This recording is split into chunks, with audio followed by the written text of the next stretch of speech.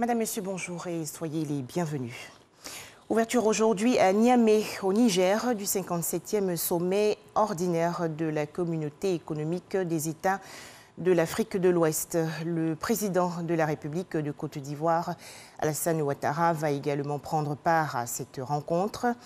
Cette réunion est la première qui réunit physiquement les chefs d'État et de gouvernement de l'organisation sous-régionale depuis la survenue de la pandémie à coronavirus en mars 2020. La CEDEAO va réfléchir sur la situation au Mali, notamment la question de la transition politique. En Côte d'Ivoire, début aujourd'hui des épreuves écrites du brevet de technicien supérieur, le BTS session 2020. 51 644 candidats concernés.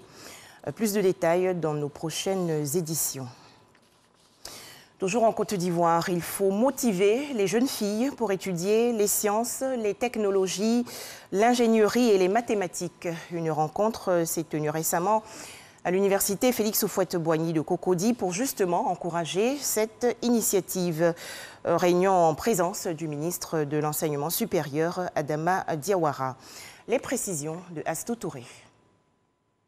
Faire connaître les filières d'études scientifiques et les promouvoir auprès de la gente féminine, c'est l'objectif que s'est assigné l'association Sciences et Technologies au féminin.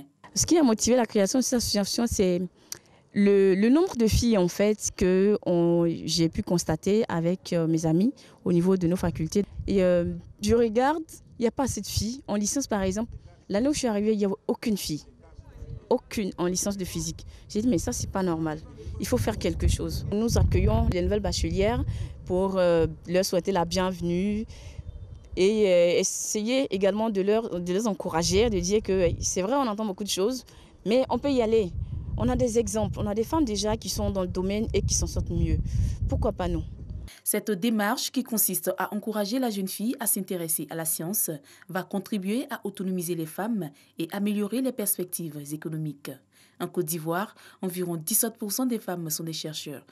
Le cerveau humain n'a pas de sexe. Quand on a les mêmes chances de pouvoir réussir dans toutes les disciplines. C'est la société qui nous transforme.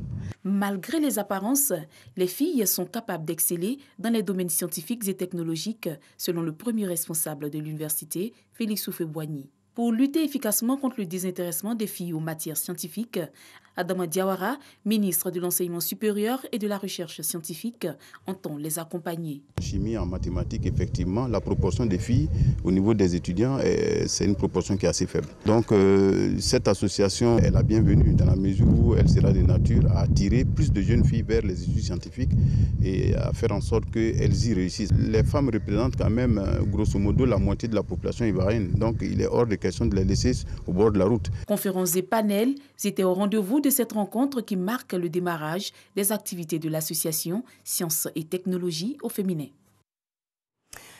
Dans le journal de 13h, nous allons également voir que le gouvernement ivoirien a mené en 2018 une enquête dénommée VAX-CI.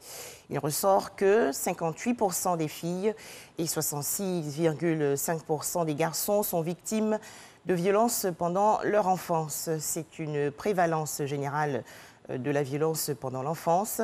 Les résultats prennent aussi en compte les violences sexuelles, les violences physiques, les violences émotionnelles pendant l'enfance et l'adolescence. À un peu plus de 48 heures de la clôture du dépôt des dossiers de candidature pour l'élection présidentielle du 18 octobre prochain en Guinée-Conakry, le chef de file de l'opposition, Cellou Dalein Diallo, a confirmé hier sa participation au scrutin. Le responsable de l'Union des forces démocratiques de Guinée a également annoncé son intention de continuer à se battre contre un autre mandat du président sortant Alpha Condé. De grosses inondations au Sénégal, ce qui provoque la colère des populations. Elles demandent un soutien étatique. Enfin, les négociations sur le Brexit qui entrent dans leur phase finale. Selon le Premier ministre britannique Boris Johnson, un accord avec l'Union européenne devra être trouvé avant le 15 octobre prochain pour entrer en vigueur avant la fin de l'année 2020. À noter que cette semaine s'ouvre à Londres la 8e séance de pourparlers. Voilà, merci de nous avoir suivis. 13h, le journal.